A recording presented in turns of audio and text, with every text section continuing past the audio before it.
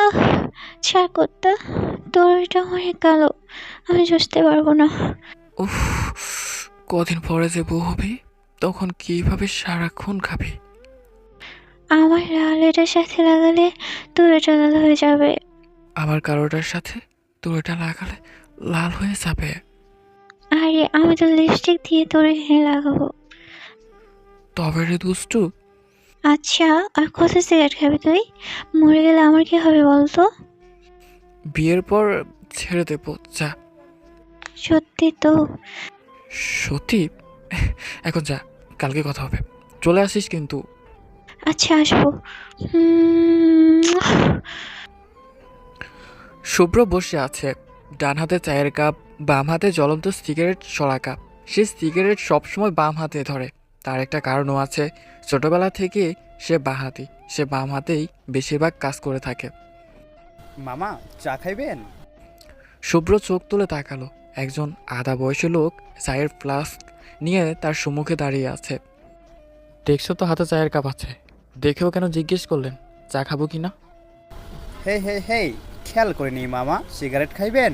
Cigarette আছে, দিমো?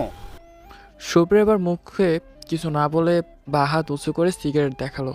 চাওয়ালা আর কিছু না বলে সোজা সামনে হাঁটা ধরলো। সুপ্রভাত জনাব। সরি, আসতে একটু লেট হয়ে গেল। অফিস টাইম তো, রাস্তায় প্রচুর ট্রাফিক জ্যাম ছিল রে। কি রে, কথা বলছিস না কেন? আচ্ছা, কিছু কি বলার আছে? এ আর নতুন কি?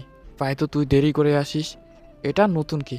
আর প্রতিদিন একই কথার জবাব দিতে কার বা ভালো লাগে বল? হয়েছে হয়েছে, ভাব নিতে হবে না। সকাল সকাল একটা চায় না নিলে কি হতো না বুঝি? নিলাম। আহ, আর আর কি? সত্যি বলতে তোকে রাগাতে আমার বেশ ভালো লাগে।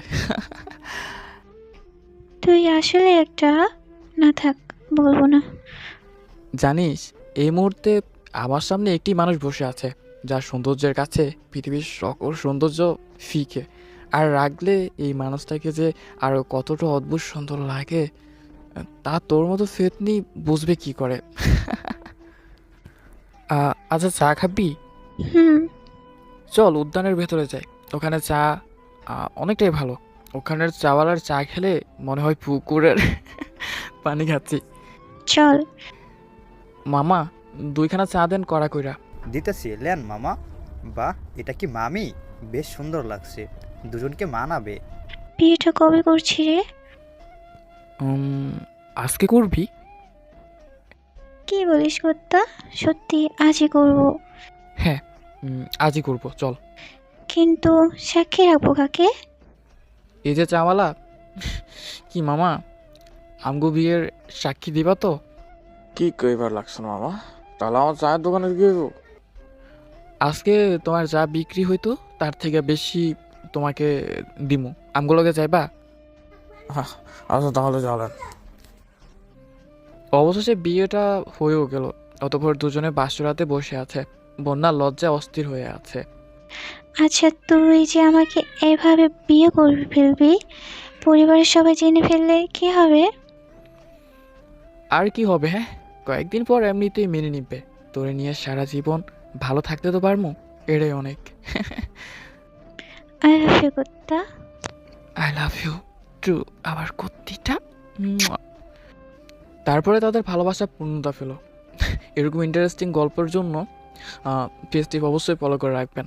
ভালো থাকবেন, সুস্থ থাকবেন, প্রিয় মানুষটিকে ভালো রাখবেন, মন্দ কাছ থেকে বিরত থাকবেন। আল্লাহ হাফেজ।